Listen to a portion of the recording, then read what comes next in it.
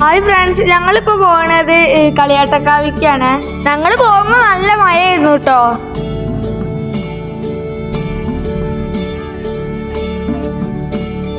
ഇപ്പൊ കളിയാട്ടക്കാവിലാണ് ഉള്ളത്. ഞങ്ങളിപ്പോൾ തൊഴാൻ വേണ്ടി വന്നതാണ്. മറ്റന്നാളാണ് കളിയാട്ടം.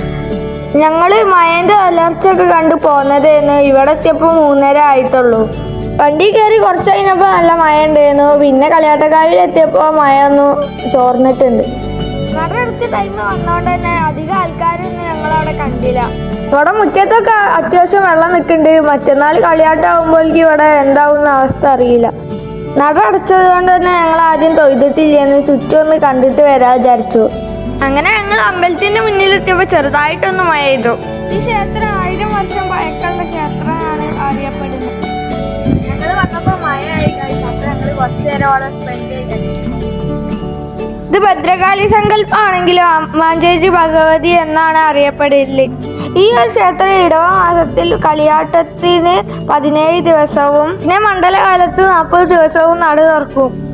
ഇടവ മാസത്തിലെ ആദ്യത്തെ തിങ്കളാഴ്ചയാണ് കളിയാട്ടം കാപ്പൊലിക്കുക. അതായത് കളിയാട്ടത്തിന് തുടക്കം കുറിക്കുക. കാപ്പൊലിച്ച് കഴിഞ്ഞാൽ പിന്നെ എല്ലാ രാത്രിയും കളിയാട്ടം ഉണ്ടാവും.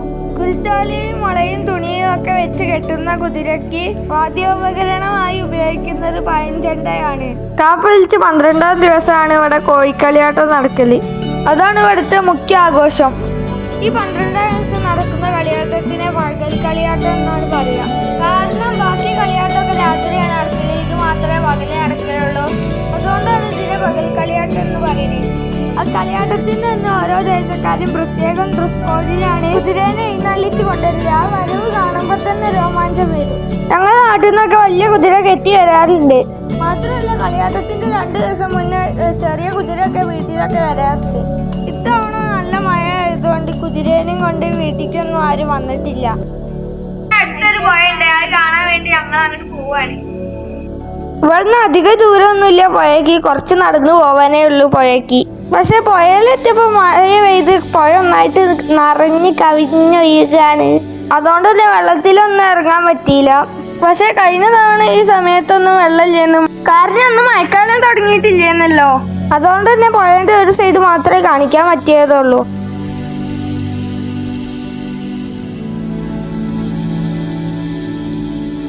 ഇനി ഞങ്ങൾ പോണത് എല്ലാവരും കുതിര കയറ്റി വരുന്ന സ്ഥലത്തേക്കാണ് കേട്ടോ.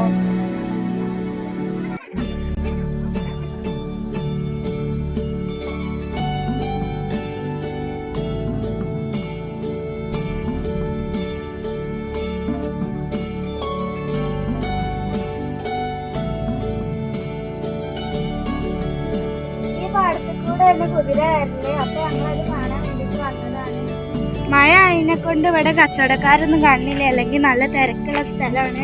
ഫുള്ള് കച്ചവടക്കാരുണ്ടാവല്. ഇതിപ്പോ മഴ ചെയ്തോണ്ട് ആരുമില്ല.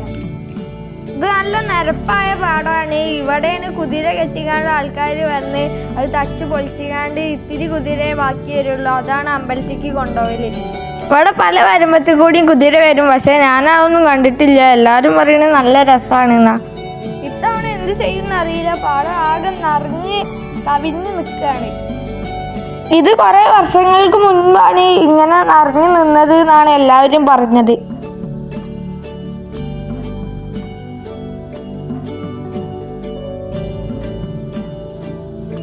ഇവിടെ ഒരു പാലേന്റെ തറയുണ്ട്, അത് വലം വെച്ചിട്ടാണ് എല്ലാവരും പാടത്തേക്ക് ഇറങ്ങല്.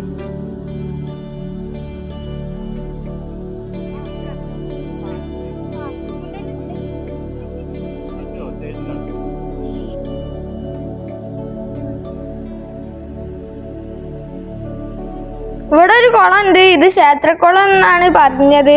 പക്ഷേ ഇത് ഞാൻ ആദ്യമായിട്ടാണ് കാണുന്നത്. ഈ കുളത്തിൽ വലിയ വലിയ മീനുകളുണ്ട്.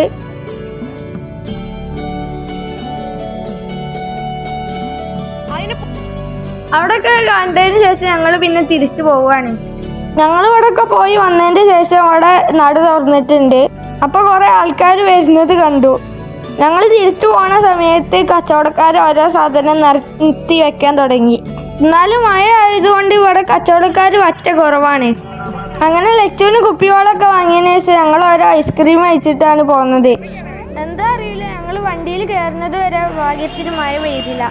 പിന്നെ എല്ലാ വർഷവും തൈകളും മറ്റു വിൽക്കുന്ന സ്ഥലത്തേക്ക് ഞങ്ങൾ ഇറങ്ങി. ഇവിടെയും സാധാരണ കച്ചവടം ഉണ്ടാവണ അത്ര ഒന്നും ഇവിടെ ഇപ്പൊ കച്ചവടം ഇല്ല. മഴ ഇതുകൊണ്ട് പൊതുവെ കുറവാണ്.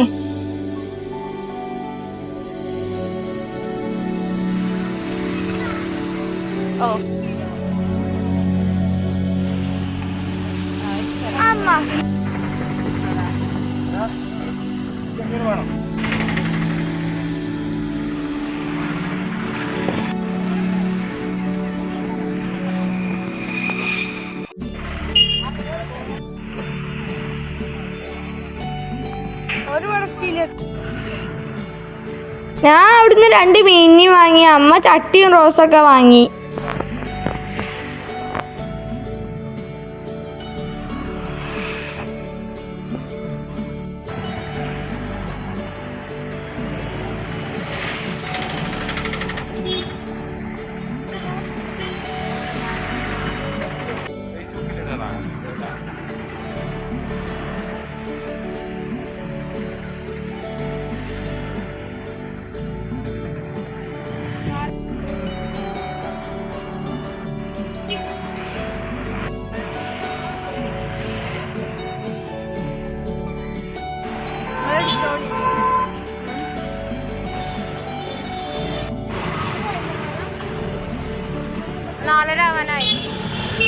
അങ്ങനെ സാധനങ്ങളൊക്കെ വാങ്ങി ഞങ്ങൾ പിന്നെ വീട്ടിലേക്ക് തിരിച്ചു പോയി.